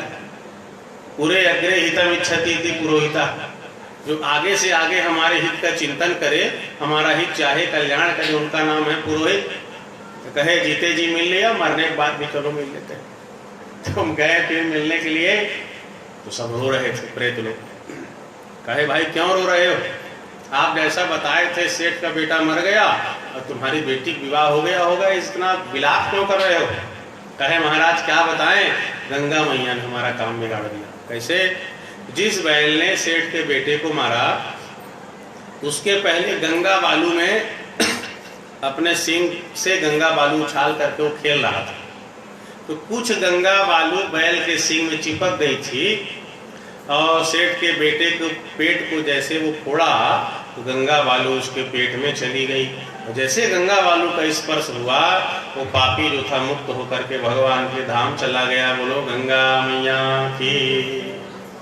इदम हि गंगम त्यजतामिहांगम पुनर्न चांगम यदि वापि चांगम करे रथांगम शयने भुजंगम याने विहंगम चरणे भुगांगम। यदि किसी का गंगा जल में शरीर पूरा हो जाए तो कहते हैं उस व्यक्ति का दोबारा जन्म नहीं होता। और कहे महाराज दोबारा जन्म हो ही गया, शरीर प्राप्त हो ही गया, तो करे रथांगम, उसके हाथ में सुदर्शन चक्र होगा। सहने भुजंगम, सोने के लिए शेषनाग की सैया होगी, चलने के लिए गरुड़ जी होंगे, और कहे उसके चरणों में गंगा होगी, अर्थात वो भगवान का पार्षद बन जाता है, भगवत स्वरूप हो जाता है। बोलिए गंगा महारानी की। कोई किसी कारण से गंगा स्नान न कर पा रहा हो तो गंगे गंगे यो ब्रूयात् योजनानां शतैरपि मुच्यते सर्व पापेभ्यो विष्णुलोकम स गच्छति। दूर से ही कोई असमर्थ व्यक्ति जो गंगा स्नान करने नहीं जा सकता है, धन खर्च नहीं कर सकता है, कि कोई साथ नहीं मिल रहा है, कि शरीर साथ नहीं दे रहा है, तो गंगा मैया इतनी कृपालु हैं कि दूर से ही आप जय जय गंगे हर हर गंगे कहोगे तो गंगा स्नान का फल मिल जाएगा, समस्त पापों से मुक्त हो जाओगे और भगवान के धाम चले जाओगे। बोलो गंगा मैया की। अब आप मान लीजिए गंगा नहीं आ पाए तो जिस नदी में आप नहाते हो, जिस तालाब में आप नहाते हो, जिस सरोवर में आप नहाते हो, वहां गंगा जी के 12 नाम है, उसको स्मरण कर लो, तो जहां नहाओगे गंगा जी वहां चले आएंगे। नंदनी नलिनी सीता मालती च महापगा विष्णु पादाब्ज संभूता गंगा पथगामिनी जाह्नवी द्वादशैतानि नामानि यत्र यत्र जलाशये स्नानोद्यतः स्मरेन् नित्यं तत्र तत्र वसाम्यहम्। आइए स्वागत। ये जो गंगा के 12 नाम हैं, नंदनी नलिनी सीता मालती महापगा विष्णु पादाब्ज संभूता गंगा त्रिपथगामिनी भागीरथी भोगवती जाह्नवी, कर लो आप स्मरण मिल जाएगा। बोलिए सनातन धर्म। सनातन धर्म है, इसमें इतनी दिव्य व्यवस्था है कि आप गंगा जी चले जाओ तो भी जय जय है, और आप ना जाओ तो गंगा तारने के लिए आपके पास चली आती है। छोटा सा साधन है, 3 नामों को लिख लेना चाहिए और याद करना चाहिए। फिर आगे चर्चा करते हुए बताते हैं कि राजन तत्रापि भारतमेव वर्षम कर्म क्षेत्रम, जो जम्बू द्वीप के 9 वर्ष हैं उसमें हमारा जो भारतवर्ष है ये कर्म क्षेत्र है। बाकी जो 8 वर्ष हैं, भद्राश्व है, केतुमाल है, इलावृत है, ये हमारे पुण्यों को भोगने का स्थान है। आपके पुण्य बचे हुए हैं तो यहाँ जन्म होगा और 10,000 साल की आयु होगी, 10,000 हाथियों का बल होगा। वो व्यक्ति कभी बूढ़ा नहीं होगा, कभी वृद्ध नहीं होगा, कभी थकेगा नहीं और सुंदर भोगों को भोगता रहेगा। ये जो 9-8 क्षेत्र बचे हुए हैं ये पुण्य को बचे हुए भोगने के स्थान हैं। एकमात्र जो हमारा भारतवर्ष है यही कर्म क्षेत्र है। यहाँ हम अपने प्रारब्धों को भोगते भी हैं और सत्कर्म करके अपने जीवन का कल्याण भी कर सकते हैं, भगवान के धाम जा सकते हैं, पुण्य भी कर सकते हैं। तो कर्म करने की स्वतंत्रता केवल भारतवर्ष में है। ऐसा वर्णन करके श्री सुखदेव जी बताते हैं कि राजन जो भिन्न भिन्न वर्ष हैं, भद्राश्व में भगवान हयग्रीव की पूजा होती है और धर्म के पुत्र भद्रश्रवा हयग्रीव का पूजन करते हैं। जो हरिवर्ष है, हरिवर्ष में भगवान नृसिंह की पूजा होती है, वहाँ प्रहलाद जी पूजा करते हैं। जो केतुमाल है, केतुमाल में भगवान नारायण कामदेव के रूप से रहते हैं और माता लक्ष्मी वहाँ पूजन करती हैं। रम्यक वर्ष में भगवान के मत्स्यावतार की पूजा होती है और मनु जी महाराज पूजन करते हैं। हिरण्य में जो वर्ष है वहाँ भगवान के कच्छप अवतार की पूजा होती है और अरेमा पितर उनकी पूजा करते हैं। जो उत्तर पूर्व वर्ष है वहाँ भगवान वाराह की पूजा होती है और पृथ्वी देवी पूजन करती है। जो किम पुरुष हैं वहाँ भगवान राम की पूजा होती है और हनुमान जी महाराज पूजा करते हैं। तो हमारा जो ये भारतवर्ष है यहाँ नर नारायण की पूजा होती है और देवर्षि नारद जी उनका पूजन करते हैं। इसलिए बड़े पुण्यशाली लोग जब बद्रीनाथ जाते हैं तो उनको सुबह सुबह 3-4 बजे शंख और घंटी की आवाज़ सुनाई देती है। तो अपनी अपनी पात्रता है। प्रातः काल ही देवर्षि नारद आकर के हमारे भारतवर्ष के अधिष्ठात्री देव नर नारायण भगवान हैं, उनका पूजन देवर्षि नारद जी करते हैं। और हमारा यह भारतवर्ष ही है जहाँ भगवान मंगल में अवतार लेकर के आते हैं। हम लोगों को देख करके देवता कहते हैं अहो अमीषां किम कार्यशोभनं प्रसन्न येषां सुदुत्स्वयं हरि यैर्जन्म लब्धं निशुभारताजिरे मुकुंद सेवोपयिकं स्पृहारिणः। हमको आपको देख करके देवता चर्चा करते हैं कि भारतवर्ष में जिनको मनुष्य का शरीर मिला है वो बड़े सौभाग्यशाली हैं। पूर्व जन्म में, पिछले जन्म में जरूर भगवान हरि की इन्होंने आराधना की है। उन हरि के आराधना से हरि प्रसन्न हो गए और प्रसन्न होकर के भारतवर्ष में इनको जन्म मिल गया। फिर भागवतकार व्यास जी कहते हैं कि कैसे स्थान में हमको रहना चाहिए, कहाँ रहें कहाँ ना रहें। न यत्र वैकुंठ कथा सुधापगा न साधवो भागवतास्तदाश्रया न यत्र यज्ञेश मखा महोत्सवाः सुरेश लोकोऽपि न वै ससेव्यताम्। भगवान व्यास कह रहे हैं कि जिस स्थान में भगवान की कथा ना हो, जिस स्थान में संतों का दर्शन और आगमन ना हो, जिस स्थान में यज्ञ ना हो और जिस स्थान में कृष्ण जन्माष्टमी, रामनवमी, राधाष्टमी, महाशिवरात्रि, दुर्गाष्टमी इन उत्सव महोत्सव को न मनाया जाता हो, भगवान की यज्ञों के द्वारा पूजा न की जाती हो, ऐसा स्थान कहीं ब्रह्मलोक के समान हो तो भी वहाँ नहीं रहना चाहिए। और नीति शास्त्रकार कहते हैं कि धनकः श्रोत्रियो राजा नदी वैद्यस्तु पंचमः पंच यत्र न विद्यन्ते तत्र वासं न कार्ये।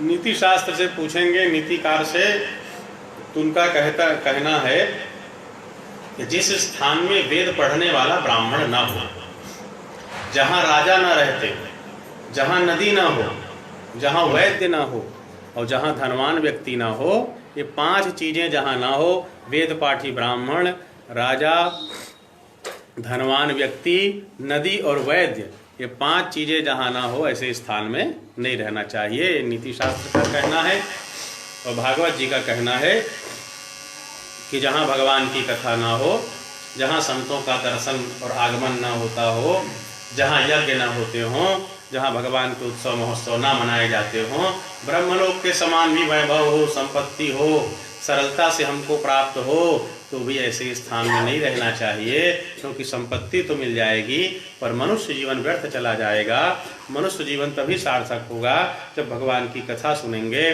संतों की सेवा करेंगे, दर्शन करेंगे और यज्ञ पूजा के द्वारा भगवान की आराधना करेंगे। इसलिए हनुमान जी महाराज तो कथा से इतना प्रेम करते हैं कि अब राम जी सरकार जाने लगे साकेत धाम, कहा सब चलिए, जिनको जिनको जाना हो मेरे साथ सब के सब चलें। हनुमान जी महाराज दूर बढ़ गए। राम जी ने पूछा, हनुमत लाल जी आप कैसे नहीं जा रहे? कहा महाराज साकेत धाम चले तो जाएं, आप बताओ आपके धाम में आपकी कथा है कि नहीं? कहा मैं वहाँ सामने हूँ भाई।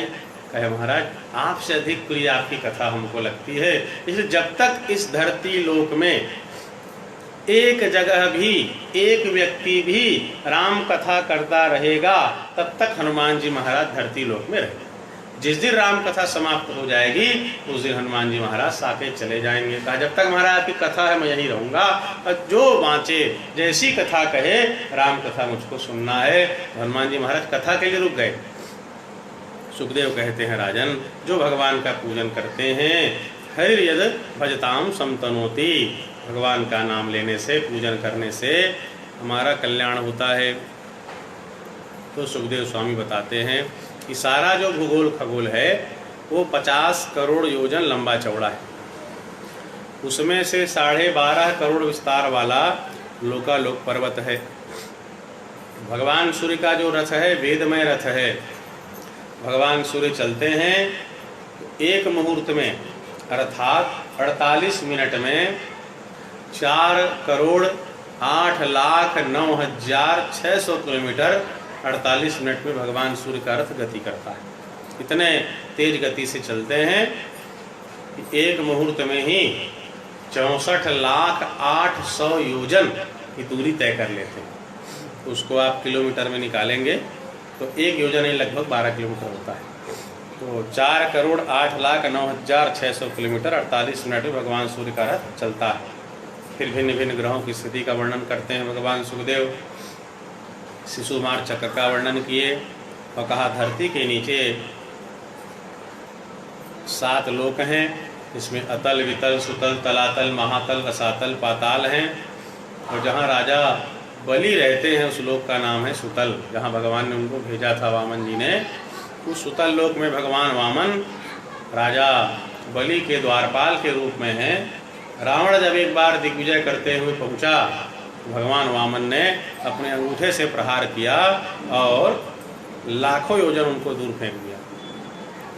इस तरह से विभिन्न लोकों का वर्णन करते हुए भगवान शेष के संकर्षण के धाम का वर्णन करते हैं कि पाताल लोक से नीचे 30,000 योजन की दूरी पर अर्थात 3,60,000 किलोमीटर की दूरी पर भगवान शेष का धाम है। उन शेष के धाम में भगवान संकर्षण जी अर्थात भगवान बलराम जी अर्थात भगवान लक्ष्मण जी वहाँ विराजते हैं। शेष भगवान शेष जो हैं उनके 1000 फण हैं, 1000 मस्तक हैं और उन 1000 फण में एक सिर में हमारा जो धरती लोक है एक सरसों के दाने के समान रखा हुआ है। और भगवान शेष अपने 1000 मुख से हर बार भगवान के नए नए नामों का उच्चारण करते हैं। तो शेष जी नामों का उच्चारण करते हैं तो एक बार में 1 सहस्त्र नाम बोल लेते हैं। 1000 मुख हैं, हर मुख से, एक मुख से केशव कहेंगे, तो दूसरे से माधव कहेंगे, तीसरे से गोविंद कहेंगे, चौथे से नारायण कहेंगे, 5वें से कृष्ण कहेंगे। अपने 1000 मुख से एक बार में 1000 नाम भगवान से उच्चारण करते हैं और हर बार नया नया नाम लेते हैं। एक बार नारायण कह दिया तो दोबारा फिर अच्युत कहेंगे, नारायण नहीं कहना। उतना भगवान के नाम लेने में तल्लीन रहते हैं कि उनके मुख से जो लार निकलता है उसको पोंछते नहीं हैं कि लार को पोंछने में समय नष्ट होगा, उतने में कहीं 1000 नाम हम ले लेंगे। उससे जो कुंड बना हुआ है उसमें जब सनत कुमार इत्यादि महात्मा भगवान शेष का दर्शन करने जाते हैं उस कुंड में स्नान करके सिद्धि प्राप्त कर लेते हैं। बोलिए शेष भगवान की। फिर परीक्षित ने पूछा, कहे प्रभु हमने सुना है कि नरक नाम का भी कोई चीज होता है, वास्तव में नरक होता है कि नहीं होता है? होता है तो क्या वो स्वर्ग के ऊपर है, क्या धरती में है कि धरती से नीचे है? तब सुखदेव स्वामी कहते हैं कि नरक है धरती के नीचे दक्षिण दिशा में जल के ऊपर नरक लोक है, जहाँ भगवान सूर्य के पुत्र यमराज रहते हैं और शासन करते हैं। मुख्य रूप से कहे 28 प्रकार के नरक हैं और अन्य पुराणों में बहुत से नरकों का वर्णन है। कहते हैं राजन, जो व्यक्ति किसी के धन का हरण करता है, जो व्यक्ति अपहरण कर लेता है किसी के संतान की और स्त्री की, ऐसा व्यक्ति जो है तामिश्र नाम के नरक में ले जाया जाता है। और तामिश्र नरक में ले जाकर के यमराज के दूत उनको खाने को भोजन नहीं देते हैं, जल नहीं देते हैं, अंधेरे स्थान में रखते हैं और बहुत उनको पीटते हैं और मूर्छित हो जाता है और यमराज के दूत मारते रहते हैं। जो व्यक्ति दूसरे की स्त्री को धोखा देकर के प्रवंचना करके भोग करता है वो अंधतामिश्र नाम के नरक में जाता है, जहाँ यमराज के दूत उनको बड़ी भयंकर वेदना देते हैं। वेदना से जैसे कोई वृक्ष कट करके गिर जाता है, ऐसे कटे हुए वृक्ष के समान वह व्यक्ति गिर जाता है। जो व्यक्ति केवल अपने परिवार का पोषण करता है और अपने परिवार का पालन करने के लिए दूसरे प्राणी से द्रोह करता है, द्वेष करता है, दूसरे प्राणी को हानि पहुंचाता है, तो ऐसा व्यक्ति रौरव नाम के नरक में जाता है। तो जिस व्यक्ति को जैसे कष्ट दिया रहता है वह व्यक्ति बदला लेने के लिए रूरू नाम का कीड़ा बन जाते हैं और उस व्यक्ति के शरीर को खाते हैं। जैसा जिसको कष्ट दिया रहता है वैसा ही वो रूरू जीव उनको कष्ट देते हैं, इसलिए उस नरक का नाम है रौरव। जो व्यक्ति मांसाहारी होते हैं, सुंदर शाकाहार को छोड़ करके मांस खाते हैं, तो जैसे जैसे किसी जीव को मारा रहता है, अपने खाने के लिए बनाया रहता है, तो मरने के बाद ऐसा व्यक्ति कुंभीपाक नाम के नरक में जाता है। और वो जीव फिर याद करते हैं किसने हमको कैसे मारा था। कहा भैया हमारे पंखों को इसने उखाड़ा था, उसके शरीर के बाल को पंखे को उखाड़ा जाता है। कहा इसने हमको छील दिया था, तो चाकू और छुरे से उसको छील दिया जाता है। कहा छोटा छोटा हमारा टुकड़ा किया, उसके भी छोटे छोटे टुकड़े कर दिए जाते हैं। कहा फिर हमको इसने खौलते गरम तेल में डाला, जैसे आप पापड़ और बिजौरी को तलते हो वैसे ही गरम तेल में डाल दिया जाता है, फिर नमक और मिर्चा डाल देते। तो जैसे जैसे कोई जीव किसी जीव को मार करके खाता है, वैसे ही कुंभीपाक नरक में उसको वैसे ही भयंकर यातना दी जाती है, और वैसे ही उसको काट करके गरम तेल में डाल दिया जाता है। जो व्यक्ति सामर्थ्यवान होकर के अपने माता पिता की सेवा नहीं करता, माँ बाप का विरोध करता है, जो व्यक्ति ब्राह्मणों का विरोध करता है, और जो व्यक्ति वेद का विरोध करता है, तो जो माँ बाप का विरोध करे, ब्राह्मणों का विरोध करे और वेदों का विरोध करे, ऐसे व्यक्ति को काल सूत्र नाम के नरक में ले जाया जाता है। यह नरक जो है 1,20,000 किलोमीटर लंबा चौड़ा है। यह नरक तांबे की भूमि का होता है, जिसके नीचे आग जलती रहती है, ऊपर से भगवान सूर्य का ताप प्रचंड प्रखर किरण पड़ते हैं, ऊपर से भी शरीर जलता है, नीचे भी पैर जलते हैं, और यमराज की दूत पीछे से उसको मारते रहते हैं। ऐसा व्यक्ति जो है उस नरक में रह करके भयंकर कष्ट को भोगता है। उस व्यक्ति के शरीर में जितने रोवे हैं, जितने बाल हैं शरीर में, उतने 1000 साल तक उसको उस कालसूत्र नाम के नरक में रहना पड़ता है, माता का, पिता का, वेद का और ब्राह्मण का विरोध करने के कारण। जो व्यक्ति आपत्ति काल न होने पर भी अपने सुंदर सनातन धर्म को छोड़ करके धर्मांतरण कर लेता है, दूसरे धर्म को अपना लेता है, वो असीपत्र नाम के नरक में ले जाया जाता है।